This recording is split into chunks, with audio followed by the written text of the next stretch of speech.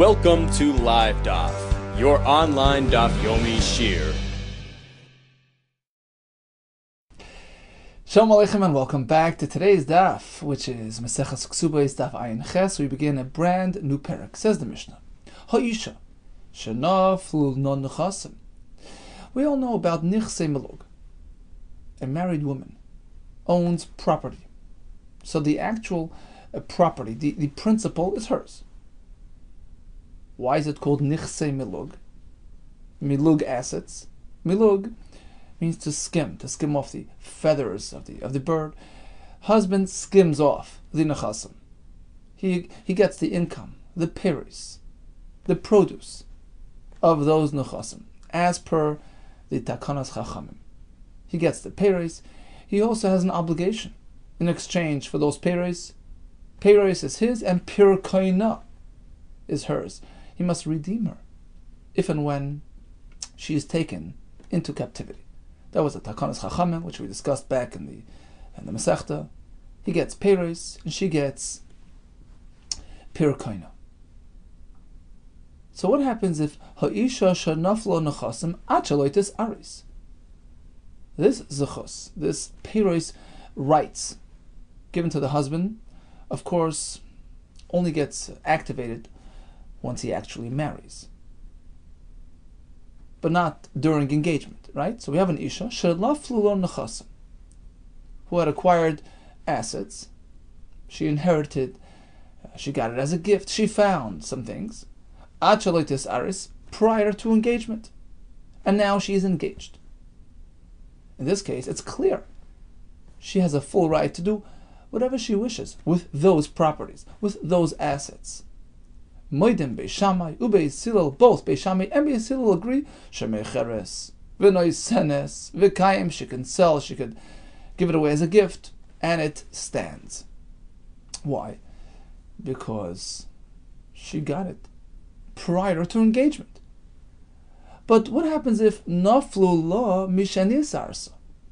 She acquires these assets post-engagement. She's not yet married, she's merely engaged. But she got it now, after she got engaged to this fellow. Can she sell? Can she give it away? We have a machlekes. Beis Shammai Oimrim Timkar, 100%. Sell it. It's yours. Ubeis Hillel Oimrim Loi Timkar. She should not be selling this. Why? As we're going to see in the Gemara, although in this engagement state, the husband has not yet acquired any rights to those properties, but the fact is, it is destined for him. He is slated, he is programmed to eventually get these assets from her, to have access to these karkois, to these properties. So she shouldn't circumvent that. She shouldn't, cut him out and sell it off in advance. Lo timkar. That's l'chatchila.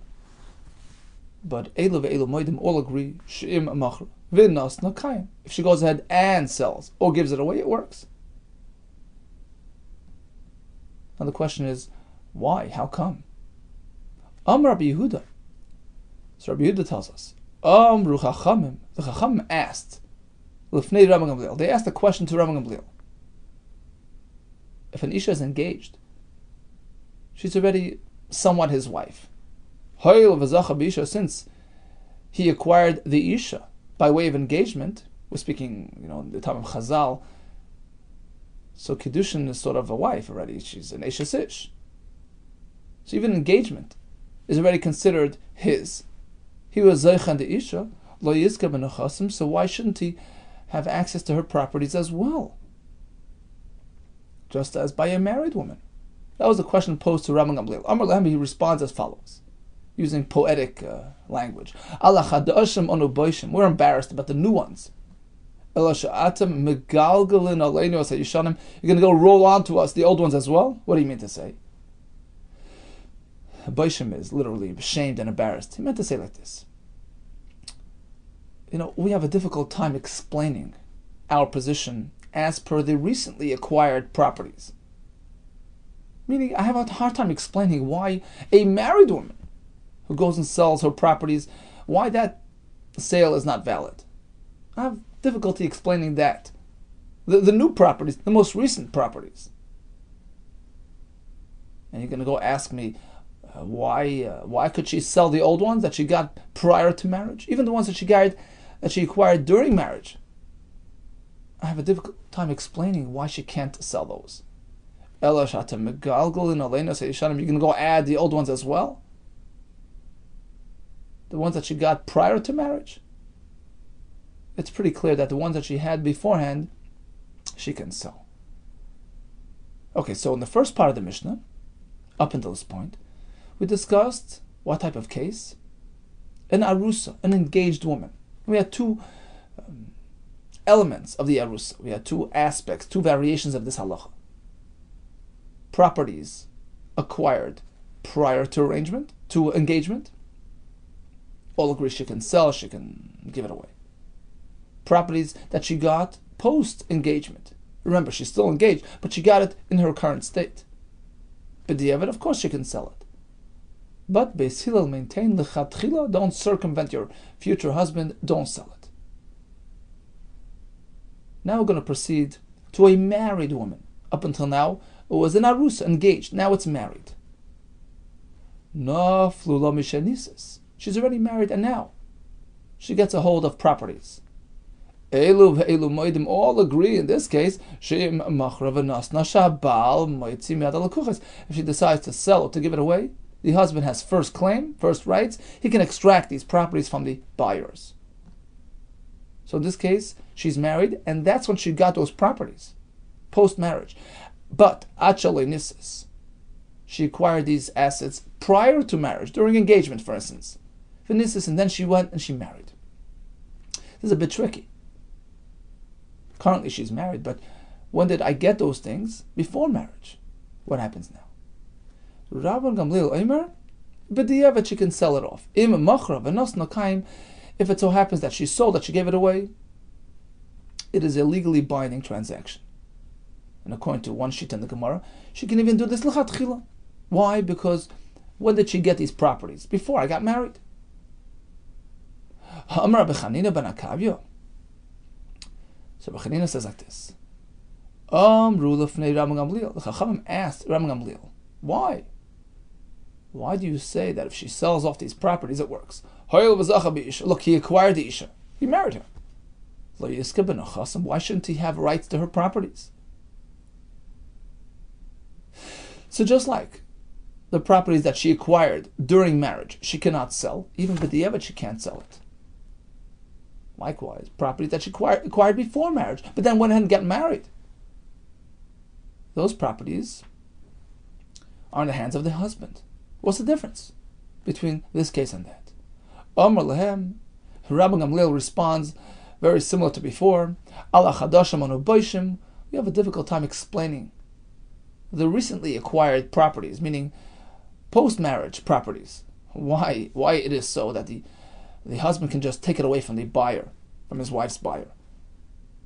You're going to add the old ones as well, the ones that she got before marriage. You can't compare. If she got it before marriage, in which case the husband had not yet had access to those properties. If she sells them off, it's a legally binding sale.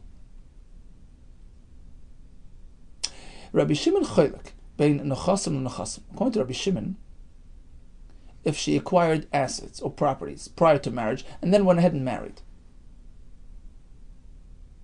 and decided to sell, does it work? Well, it depends what type of assets. Nechasim hayudun labal. Those assets were known to him. He was aware of them as he was going into the marriage. So in his mind was part of the arrangement. He knew it was coming to him. In that case, loy timkar, she shouldn't be selling it. V'machra v'nosna batel. Even if she sells it, it doesn't work, because he has first claim. She'enan yudun labal. But if those assets were not known to him, he wasn't aware of their existence, he wasn't really expecting them, and she got these assets before marriage, and then they married, and then she wants to sell, loy timkar, she shouldn't be selling it, it's not right. But v'machra v'nosna kaim, she does, it works. So bottom line is, we have two parts of the Mishnah. Part A, an arusa, an engaged woman, and part B, a married woman. In part A, we had two variations. Either she acquired these assets before engagement, and now she's engaged, in which case there's no machlekes. She can sell it freely. In case number 2, she acquired these assets during engagement. Can she sell? Can she give it away? Well, according to Beis Shammai, sure. According to Beis Hillel, lechatchila not. All agree, but the evidence works. Maishno Reisha, delay pligi. Why is it that in the first case, we're focusing on the first part of the Mishnah now, and we have 2 cases in that part of the Mishnah. An engaged woman, that's the Arusa. In the first case, she got the properties before engagement. Maishno Reisha delay pligi. Why is it that in that case there was no machlekes? Everybody agrees she can just sell it off, even though she's already engaged, but she got them before. It's fully hers. Oh, Maishno Reisha, the Seifa, the pligi. So why is it that in the next case, again, an engaged woman, but she received these properties during engagement, then we have a machlekes, how to deal with it. According to Beis Hillel, don't do it l'chatchila. According to Beis Shammai, can sell l'chatchila. Why is there machlekes here? And in the first case, where she got it before engagement, but she's now engaged. So why in this case can she just sell it freely and there's no discussion? Amri dvei Rabbi Yanai. So the Chachamim in the Beis Medrash of Rabbi Yanai explained very simply. Reisha b'schusa naflu. In case A, when did she receive these properties? What state was she? B'schusa. She had sole rights to these assets. She had no husband to speak of. She wasn't even engaged. Reisha b'schusa naflu. And therefore she can just sell it off. No problem. Seifa, whereas in the second case, b'schusay naflu, where she received the properties during engagement, he already had access. He already had rights. And therefore it's problematic. Asks the Gemara, well, in b'schusay naflu, if they came about when he already had rights, then kimachra v'nasna ma'ikaim, so why do you tell me that, well, if she sells it, it works? Everybody agrees, but the evidence works. He has rights. He should have access. Ella, rather, let's tweak it a bit. The difference between the Reisha, where it fell beforehand, where it came about beforehand, Vaday b'schus naflu. It's certainly only her schus, meaning she certainly is the only one that has rights to those assets that came to her before engagement. There was no husband to speak of. In that case, she got it fully, she can sell it. Seifa, whereas in the second case, when she received these properties during the engagement period, we're not sure how to deal with it. There's a suffix here. Eimar b'schusa. Eimar b'schusa. One way to look at it is that she has full rights, because it's still pre-marriage. As we explained in the Mishnah, the Takanos Chachamim of payers to the husband is only post-marriage. She's the sole owner of this property, so she can sell it off. But Eimar b'schusay, but perhaps you can look at it differently. He also has some sort of rights. Why? Because firstly, she's engaged to him. Secondly, it's going to end up by him. Once he marries, he gets a right to these properties. So it's slated for him. It's destined for him. He has sort of a potential ownership here as well, at this early point. And therefore, we're not trying to deal with it. L'chatchila timkar, according to Beis Hillel, l'chatchila, she shouldn't be circumventing the system and selling it off before marriage. Imachra v'nas nakayim, but we can't do anything about it. We let it stand. Rabbi Yehuda, Amru l'fnei Rabban Gamliel. So Chacham asked Rabban Gamliel, why? Look, she's his arusa, which is like a wife. So if she's his, then her nechasim are his. So how could she go and sell it?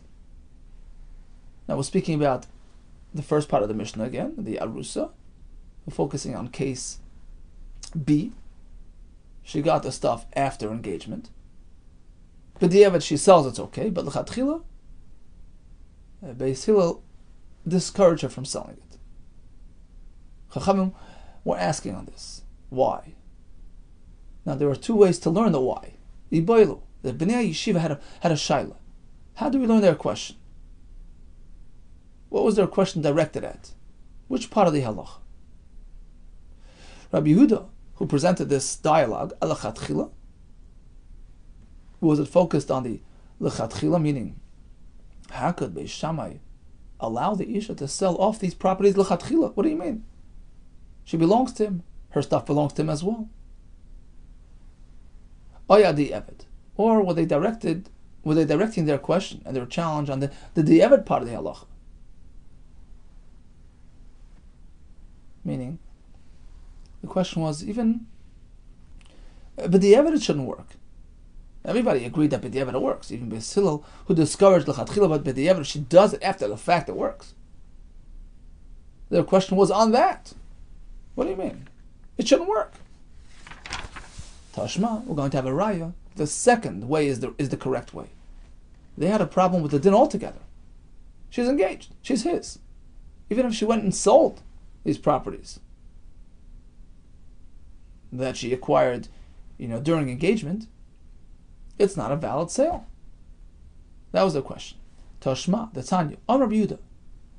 Amru lifnei Rabbi Gamliel. The Chachamim asked Rabbi Gamliel, how can we allow this sale to go through? Look, a married woman is his wife. V'zu ishtay. An engaged woman is really, technically, already his wife, somewhat. Let's compare the two. Ma'zu michra batal. Just like a married woman who sells null and void. Avzu michra batal. Likewise, an unmarried woman, if she sells the properties which she got during this, engagement period, michra batal. The sale should be null and void. So it's clear that they were asking on the b'diavad. It shouldn't even work. Even once attempted, it shouldn't work. So how did he respond? Amar lehem, Rabbi Gamliel responds, very similar to the Mishnah.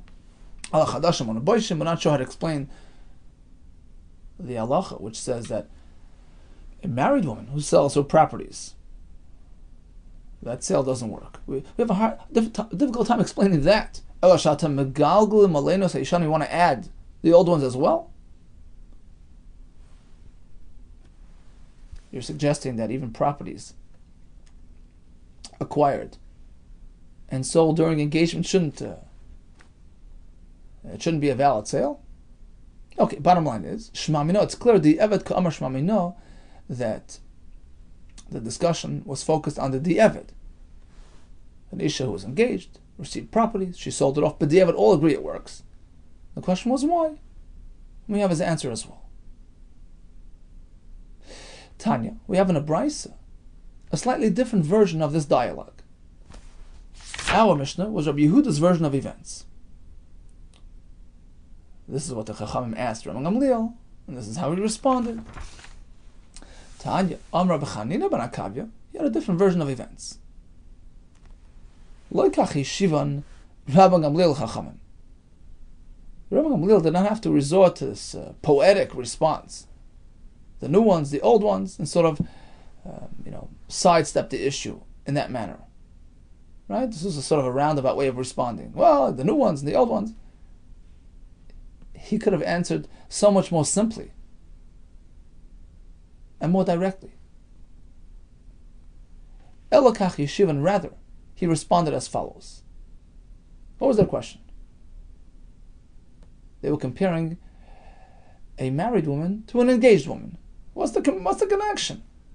Lie. You can't compare the two. Im amarta ben asur. If this halacha was said by a married woman, which halacha? That if she sells off the properties, it doesn't work. You can't compare that to a arusa. An asur is totally different. She's totally in her husband's domain. Shkein ba'alo zaka b'mitzi asa. Her husband has access to all the things that she finds. To her earnings. You can nullify her vows. How can you compare it to an engaged woman who's not yet living with him? Shein ba'ala zakai, loy b'mitziasa, v'loy b'masiyadeh, v'loy b'afarasnadareah. Husband has no rights to her mitziyah, to her masiyadaim, etc. How can you compare the two things? So this is a much more simple and straightforward answer to their question. Amr loy. So the Brisa continues describing the dialogue a bit further. Amr loy. The Chachamim responded to Rabbi Gamliel. Okay, I understand. Rebbe. He responded to him, Rebbe. Okay, so that's machra achaloy nisis. That explains where she sold before marriage, right? So that's addressed by your response. An engaged woman has no access to her properties. Okay, fine. What about the following case? Let's say she's engaged and she gets a hold of properties. And then she gets married. Okay, so we're shifting to a married woman. Nises v'achakach machramahu. What would happen? She got engaged. She got a Yerusha. She inherited a building.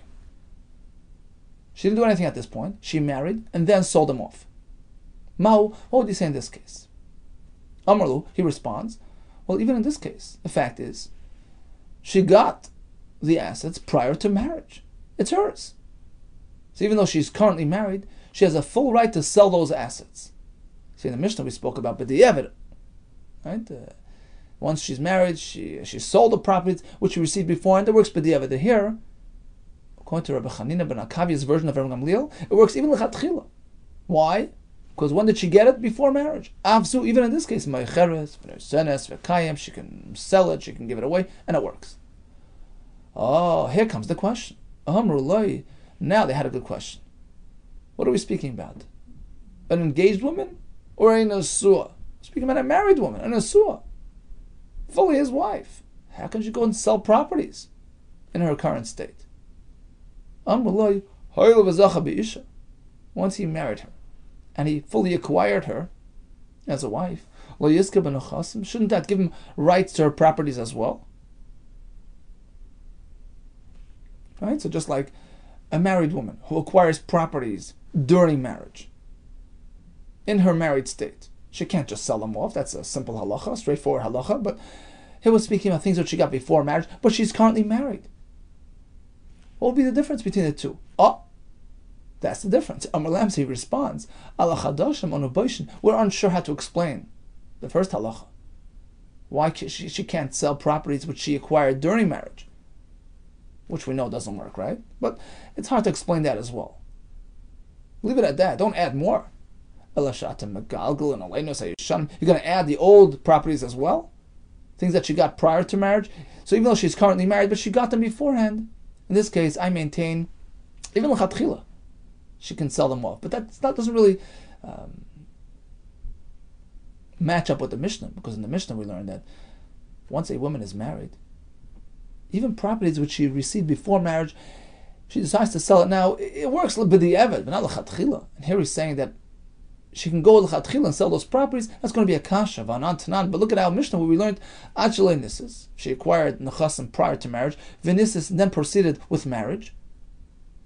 What happens now? Rabban Gamliel Omer imachra v'nas nakayim. After the fact, if she does it, okay, she sold, she gave it away, it works. And here we're saying, even l'chatchila, you can sell it because it's all about the point of acquisition.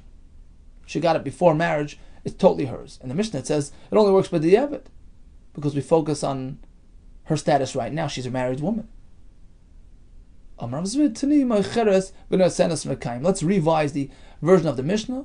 Instead of after the fact, but the Yevid, let's revise.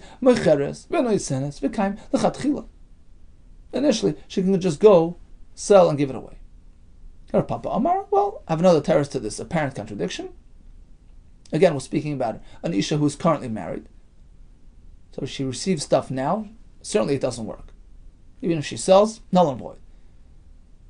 But assets which she got before marriage, which she decides to sell now, we have one version where it works l'chatchila, one version b'di'evid. Like Kash, the answer is like this. There are two versions in Rabbi Gamliel. The Mishnah, which says that it only works b'di'evid, is Rabbi Yehuda. Aliba the Rabbi Gamliel, right? The Mishnah is Rabbi Yehuda. So it's his version of Rabbi Gamliel's opinion that it would work only b'di'evid. But in the Brisa, it's a different version of Rabbi Gamliel. Rabbi Chanani ben Akavya, Aliba the Rabbi Gamliel, who holds that it's all about when she acquired these properties. So even a woman who is currently married, but if she acquired the properties prior to marriage, she can sell even l'chatchila. Asks the Gemara, 1 second. If you recall, we had a discussion in the beginning of the Mishnah. not a married woman, an engaged woman, an arusa. She receives properties at that point. Beis Hillel say, don't circumvent the husband, don't sell. Beis Shammai say, go ahead and sell. You're not yet in his jurisdiction, in his domain. Now, according to Rabbi Chanina Makavya, we just learned that his version of Rabbi Gamliel is, even a married woman can lechatchila sell properties if she acquired them prior to marriage. Now, this cannot be in sync with Beis Hillel, who say that even an arus, an engaged woman, shouldn't be engaged in selling properties. Certainly not a married woman. So the only way it can work is according to Beis Shammai, who hold that an engaged woman can lechatchila sell off of properties. Asks the Gemara of Rabbi Chanina ben Akavya, who says that a married woman can sell off her properties as long as she received them before marriage. Ki Beis Shammai, he's going like Beis Shammai, who also say a similar thing, that an isha can sell off properties during engagement. So it can't work according to Beis Hillel. Even during engagement, they don't allow sale. Answers the Gemara, no. According to Chanina, it's not like he's going like Beis Shammai, which is problematic because we don't pass like Beis Shammai. Rather, he meant to say like this: Beis Shammai, Beis Hillel, al davar zeh. He had a different version of events to begin with. There was never machlokes between Beis Shammai and Beis Hillel in this case. So back to the beginning of the Mishnah, we had an isha who was an arusa in the engaged state. She acquires nechasim at that point. So according to our version of the Mishnah, there was a whole shaila: can she sell lechatchila? Can she not sell? According to Rabbi Chanina Makavya, no problem. She's not yet married. And even when she's already married, but if she got the stuff before marriage, sell lechatchila. It's a very lenient approach to the whole sukkah.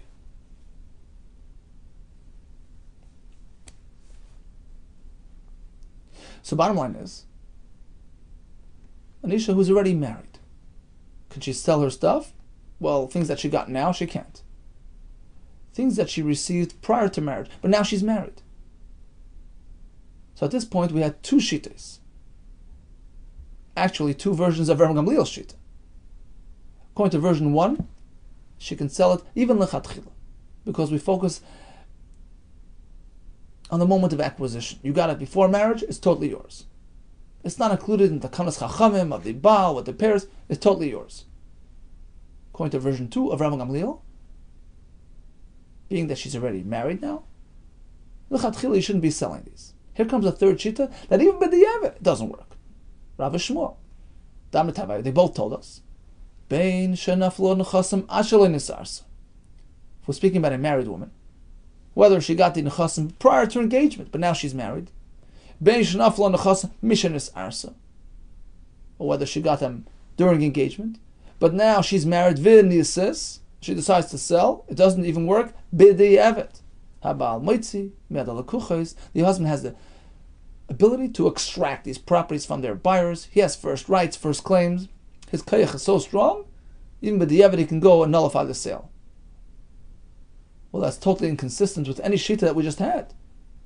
We spoke about doing it even lechatchila. We spoke about, okay, not lechatchila, but at least after the fact it should hold. Come on, this shita of Rabbi Shmuel is going to be in line with whose shita that we discussed until now. Like Rabbi Yehuda, can't be like Rabbi Yehuda, who perhaps says that even that it's only b'diavad. For Rabbi Chanina Makavi, who holds that even lechatchila you can do it. They're going in the other extreme. They're considering it null and void. Whose shita is this?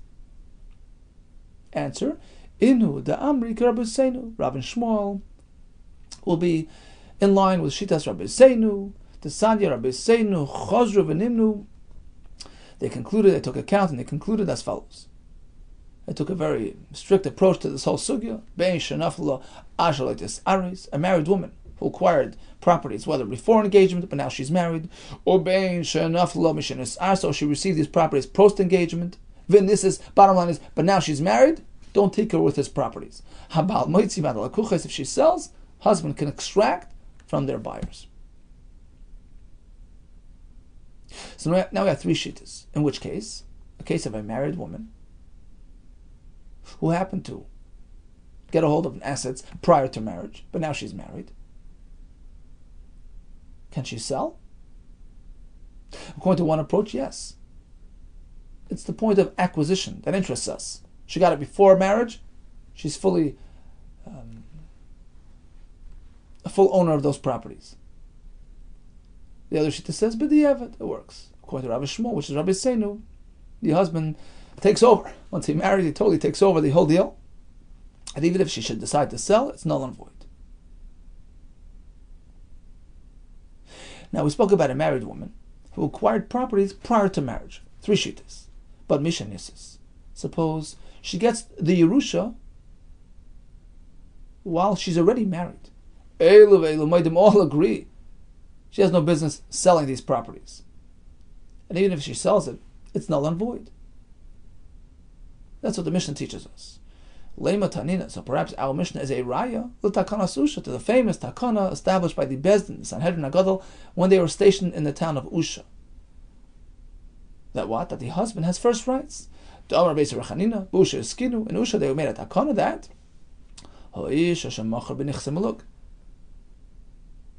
if an isha sells nichse miluk b'chayi bala during her husband's lifetime, and she passes away, habal moitzi me'ela lekuches.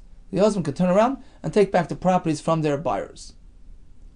So our Mishnah seems to be saying the same thing. Husband has first rights. So is it one and the same halacha? Says the Gemara, not necessarily so. Perhaps our Mishnah was presenting a more basic form of the halacha, which was then topped off in Usha, picked up a notch. Mas nisan b'chaya. Our Mishnah is speaking about the fact that the husband has a right to access these supposedly sold properties during her lifetime, ula peris, to access the peris. That's it. But suppose, she passes away, the actual property goes on to the buyer. So that's a very basic halacha. Peris he can access during her lifetime. He maintains his peris access despite the fact that she sold it. That's a very limited takana. Takanos Usha, however, picked it up a notch. It gave him full ownership. Begufa shel karka ulachar misa. Even if his wife passes away, lachar misa, he can go back and extract the principal, the actual property. That's how strong his hold is. Now let's go back to the previous case. She's a married woman, but she received these properties prior to marriage. And now, during marriage, she's selling them off. We have three shittas of how we deal with it. Here comes a fourth shita. Rabbi Shimon Chilek bein nechasim and nechasim. He says it all depends on what type of properties and assets we're speaking about. Was the husband aware of these assets when he married her? So it was part of his sort of expectations? Or was it something that he was unaware of? In which case, he doesn't really acquire rights to those properties. So Rabbi Shimon used the formula called Yedun and Einon Yedun, known to him and unknown to him. How do we define this? Elohein Yedun, ve'Elohein she'Einon Yedun. How do we define known and unknown? We have two pshatim. When we say Yedun, we speak about mekarki, solid assets, real estate. So he knows that her father owns this building. It's going to come down eventually. So he's expecting it. She'Einon Yedun, when we speak about unexpected, unknown assets, metaltalin, mobile things. They're here today, they're gone tomorrow. He's not really expecting them. That's his pshat. Rabbi Yehuda Amar, Elu ve'elu yidunhein. Whether it's real estate or metaltalin, if he knows about it, he's expecting it. Ve'eluhein she'enon yidun. What then is considered unknown assets, and he really doesn't know about them. Kol she'yesheves kan. Look, his wife is living here. V'naflo nechasim v'nisayam. She got some sort of inheritance far away. So he's totally unaware. He's totally in the dark about that. So now when he marries her, he wasn't expecting access to those properties. So if she sells them, the sale stands. Tanya Namihachu, we have a brisa which supports the most recent pshat of Rabbi Yehuda. Eluhein she'enon yidun, what is considered unknown to him. Kol she'yesheves kan v'naflo nechasim v'dinasayim. Okay, so let's summarize today's daf. First daf of Perka Isha. So we have basically two categories in the Mishnah. We have the Arusa, the engaged woman, and we have the Nasur. In the Arusa, we have two variations. Nechasim that came to her before engagement, and she's now engaged. Lichatchila, she can sell, she can give it away. If it came to her after she got engaged, and she's still engaged, we have machlekes. According to Beis Shammai, she can sell lichatchila. The whole takana of Paris is not yet applicable. According to Beis Hillel, it's meant for the husband, it's destined for him. Lichatchila, you shouldn't do it, but if it's sold, it's a valid sale. Now in the Gemara, we had another twist. Rabbi Chanina ben Akavi held that there's no machlekes. According to all shittas, lichatchila, these properties can be sold off. Let's move on to the married woman, the Nesua. Again, two variations. Properties which came about before marriage, and she's now married. We have a total of 4 shittas. According to version 1 in Ram Gamliel, lichatchila, she can sell it off because we focus on the point of acquisition, which was pre-marriage. According to version 2 of Ram Gamliel, it only works by the Eved. Fact is, husband's on the scene, she shouldn't be selling it. According to Shita 3, Rabbi Yisenu, which is Rabbi Shmuel as well, once she's married, he totally overtakes the whole scene. Even b'diavad, it's not a sale. According to Rabbi Shimon, it depends whether he was expecting these nechasim. If it's nechasim yadun, then it's not a valid sale.